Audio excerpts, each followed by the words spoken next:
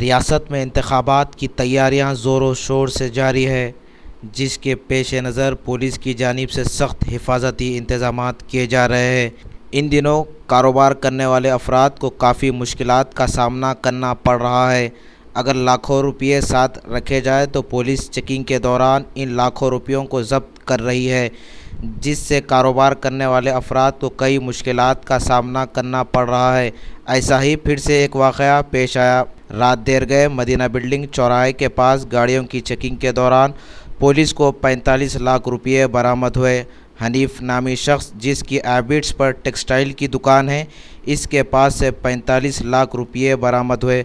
Police ने 45 लाख रुपयों को जब्त करते हुए आगे की तहकीकात के लिए इनकम टैक्स डिपार्टमेंट के हवाले कर दिया।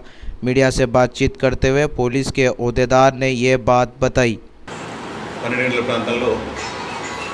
मोहम्मद हनीफ अने व्यक्ति तन स्कूटी पैन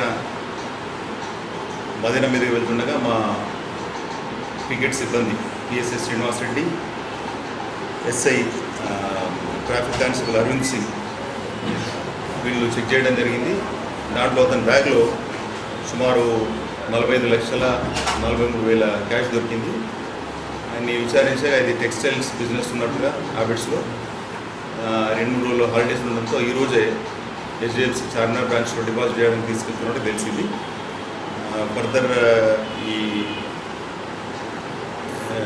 ఫర్దర్ ఎంక్వైరీ గురించి వీళ్ళని ఐటీ వాళ్ళకి హ్యాండ్ ఓవర్ చేస్తుంది।